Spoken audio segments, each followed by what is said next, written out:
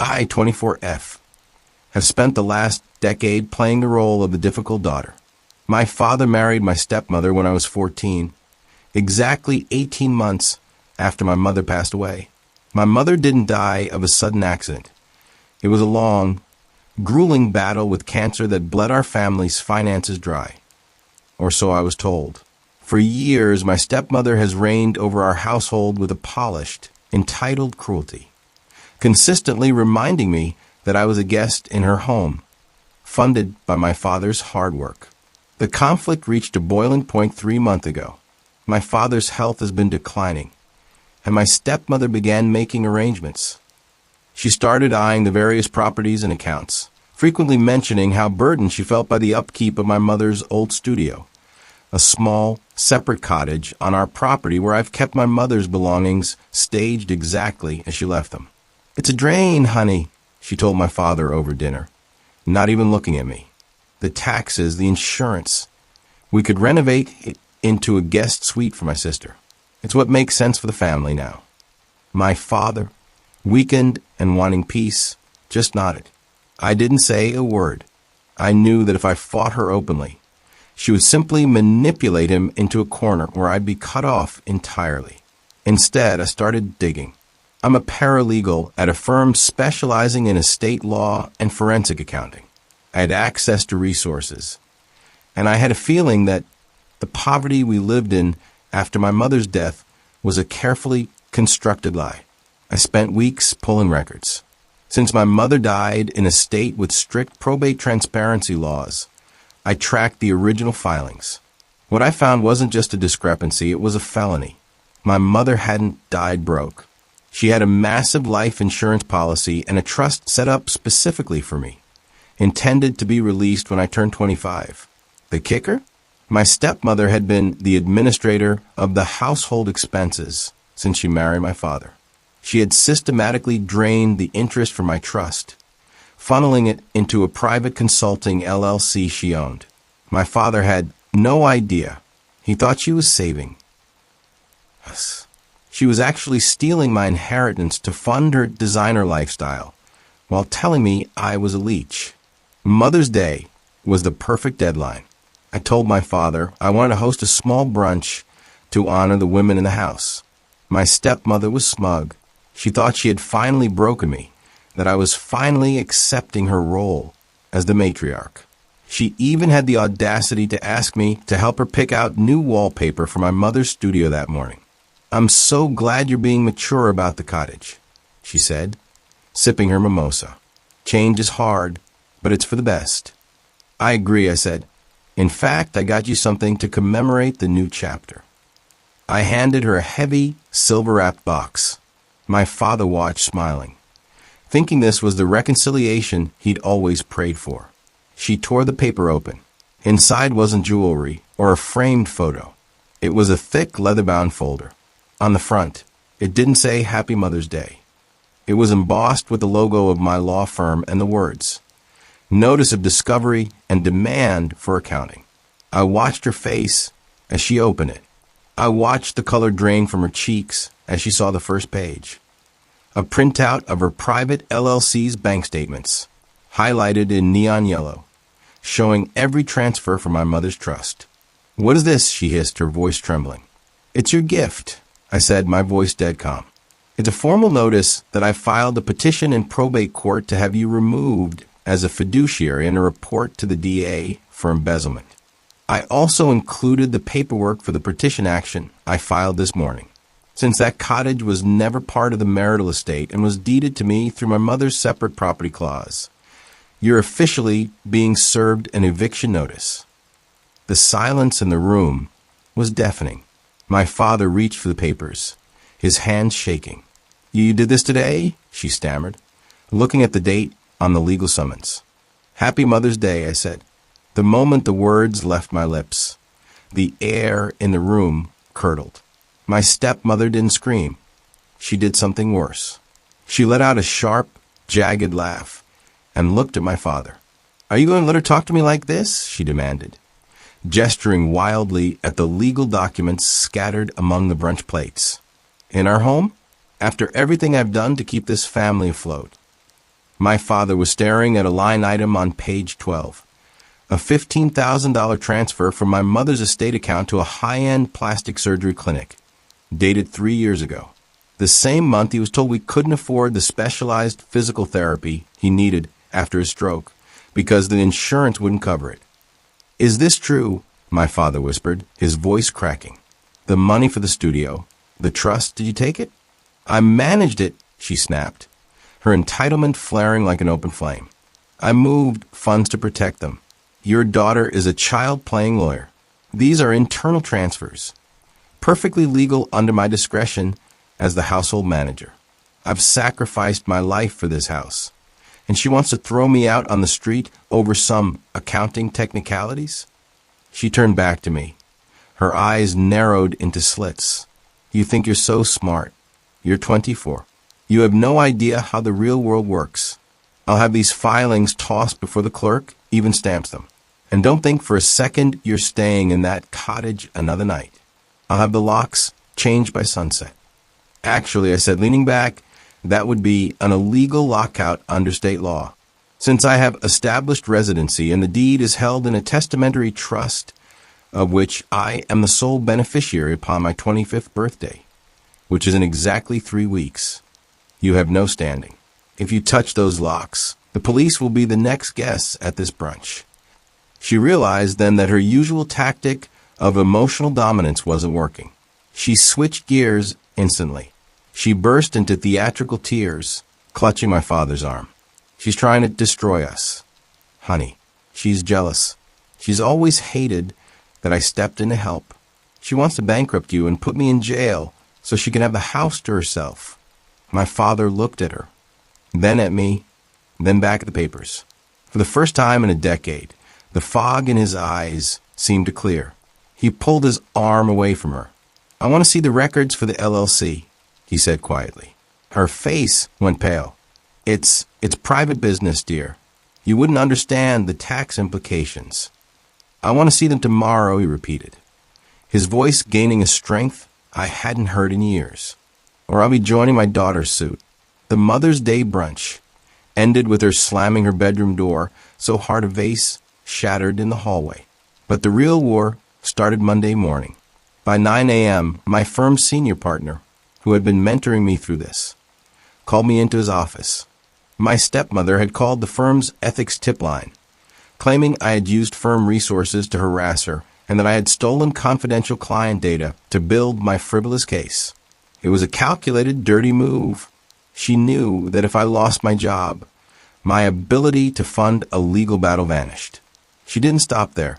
She went to the local bank where my father kept his primary checking account, the one she had joint access to. She attempted to withdraw the entire balance, nearly $80,000, claiming she needed it for emergency medical expenses for my father. Luckily, I had anticipated the scorched earth approach because I had filed the notice of discovery and the petition for accounting on Friday afternoon. A temporary freeze had been placed on all accounts associated with my mother's estate and any commingled funds. The bank teller flagged the transaction. When she returned home that afternoon, she found me sitting on the porch of the cottage. She didn't look like the polished socialite anymore. Her hair was messy, and her eyes were wild with rage. "You think you won?" she hissed, walking right up to the porch steps. "I have friends in this town. Your father is a weak old man, and I've spent 10 years making sure everyone knows you're the unstable one. I've already spoken to the neighbors. I've told them you're elder abusing your father to get to his money. By the time I'm done, no one will look you in the eye. Is that why you tried to drain his bank account today?" I asked, holding up my phone. "The bank manager called me, by the way. My father removed your joint access 2 hours ago." She lunged at me, reaching for my phone, but I didn't budge. I just pointed at the Ring camera mounted above the door. "Keep going," I said. "Assault is a great way to fast-track that eviction. In fact, under the New York Real Property Actions and Proceedings Law, I'm filing for an order to show cause tomorrow, since you've demonstrated a pattern of financial abuse against a vulnerable adult, my father. I'm asking the court for an immediate restraining order that includes your removal from the primary residence." She stopped dead. The entitlement was still there, but the fear was finally starting to bleed through. "You wouldn't. He won't let you. He's already signed the affidavit," I said. The look of pure, unadulterated shock on her face was better than any gift I'd ever received. She realized she wasn't just fighting a difficult daughter anymore. She was fighting a woman who had been trained by the best in the business to take down people exactly like her. The following Tuesday, the secret weapon appeared. I was served with a counterpetition. My stepmother hadn't just hired a lawyer. She'd hired a shark known for high-conflict divorces. Along with her response, she produced a document she claimed to have found in a misplaced safe deposit box. A codicil to my mother's will, allegedly signed just 3 days before she passed. This document purported to grant my stepmother a life estate and entire property, and more suspiciously, redirected the bulk of my trust into a family maintenance fund, overseen solely by her. "It was your mother's final wish," she told my father in the kitchen, her voice dripping with fake sympathy.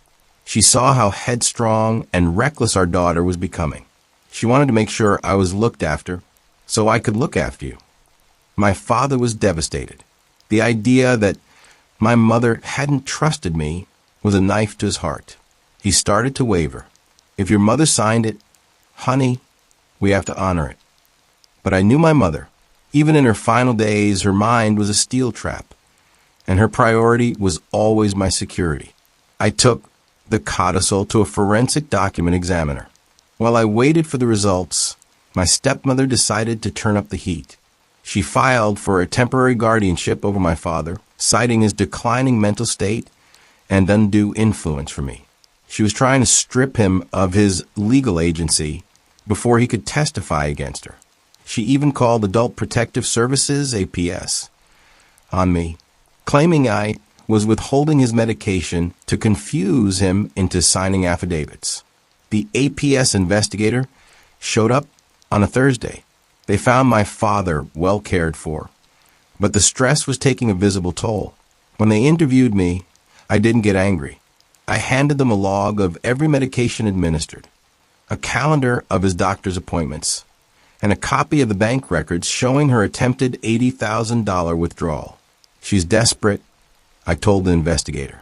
"The more she loses her grip on the money, the more dangerous she's becoming." The investigator's report was a final nail in her guardianship attempt. The court denied her emergency petition, citing a lack of credible evidence and potential financial ulterior motives. Then the forensic report came back.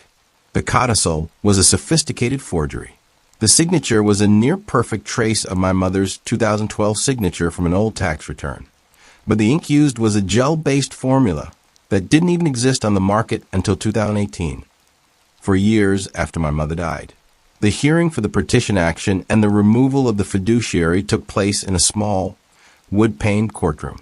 My stepmother sat at the defense table, wearing a modest navy suit, looking every bit the wronged widow.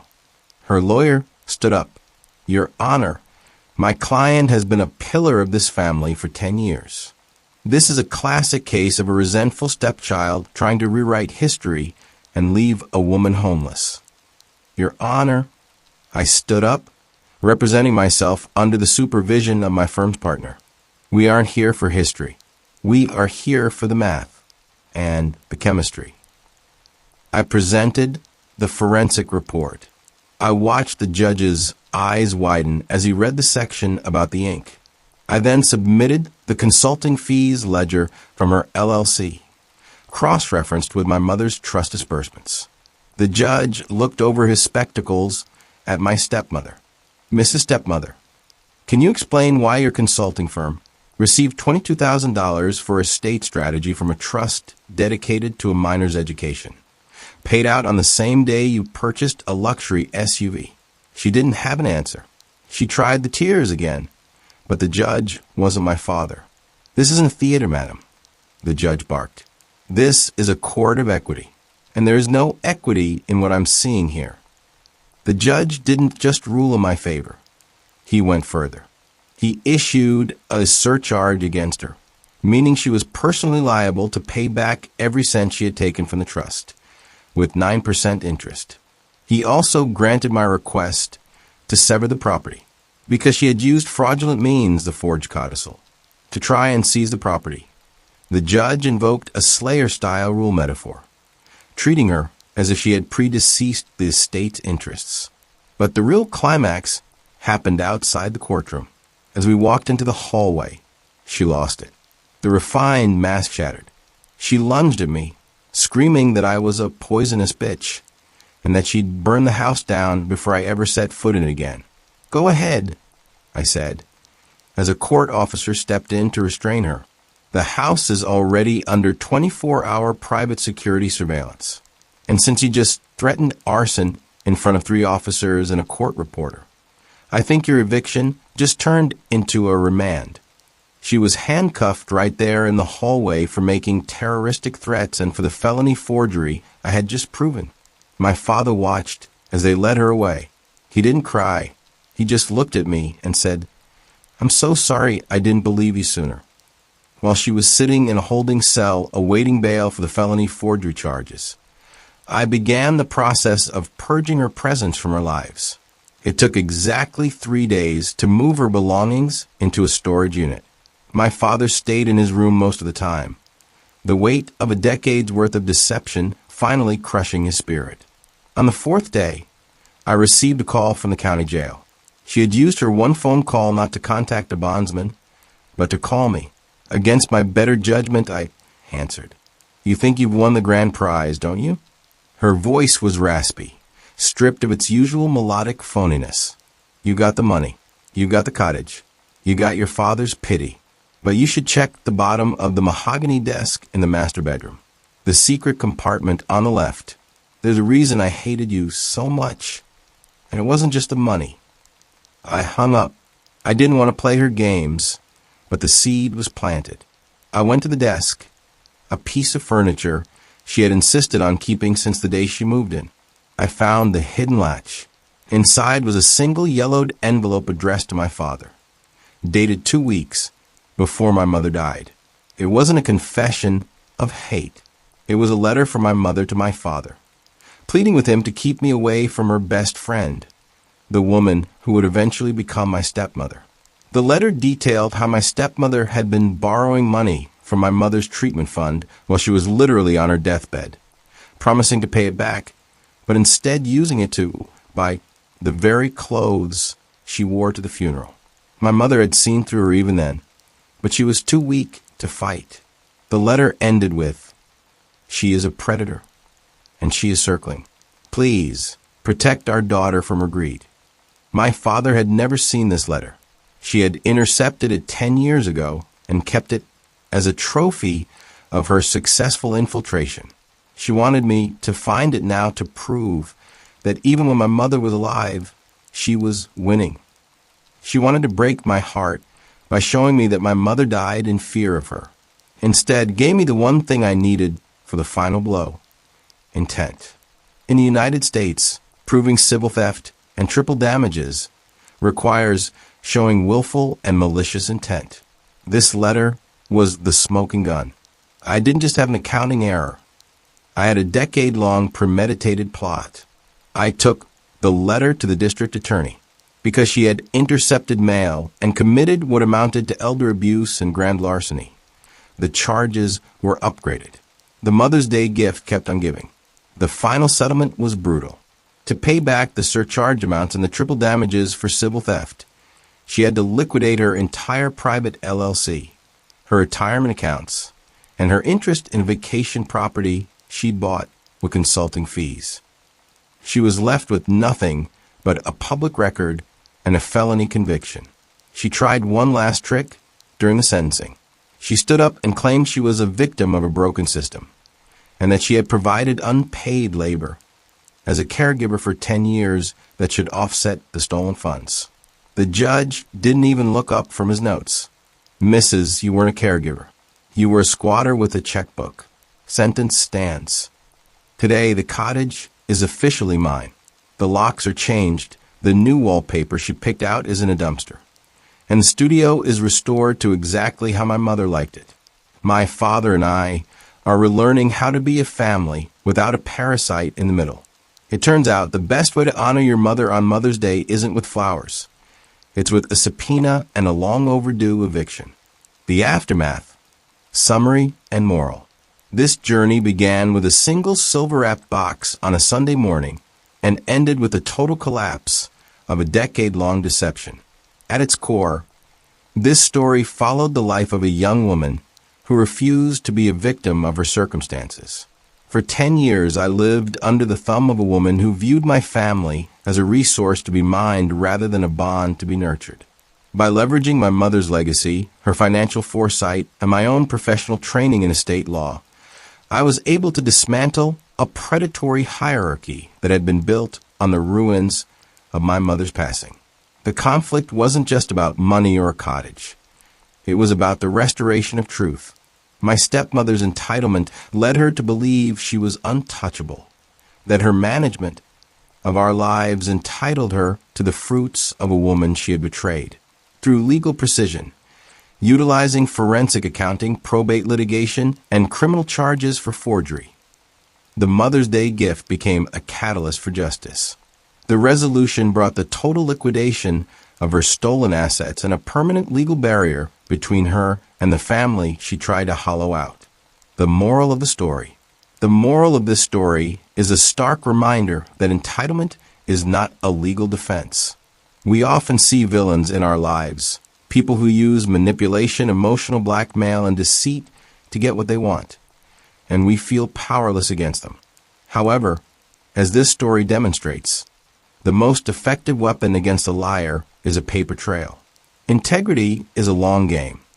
While my stepmother enjoyed years of luxury at my expense, her lack of integrity created a house of cards. One legal discovery was all it took to bring it down. Knowledge is power. Understanding your rights, whether it's property law, inheritance, or family law, is the ultimate shield against those who would try to exploit you. Justice is a dish best served with evidence. Emotional outbursts rarely win in the real world. To defeat an entitled antagonist, you must remain calm, collect your facts, and use the system to hold them accountable to the letter of the law. Ultimately, this story serves as a testament to the fact that blood isn't always thicker than water, but the truth is always heavier than a lie. Justice might be delayed, but when it arrives, it is uncompromising. Join the family. If you enjoyed watching a master manipulator get systematically dismantled by her own greed, then you're in the right place. Life is full of people who think they can take what isn't theirs. And we're here to tell the stories of those who stand their ground and take it back. Make sure to hit that like button if you felt that satisfying rush when the judge handed down the sentence. It helps our stories reach more people who might be facing their own stepmother situation and need the inspiration to fight back. Subscribe to the channel right now. We drop deep dives into complex family dramas, satisfying revenge tales, and legal victories every single week. Don't be like my father and wait 10 years to see what's right in front of you. Subscribe today so you never miss an update on the next big confrontation. Unlike my stepmother's consulting fees, a subscription here is actually worth the investment.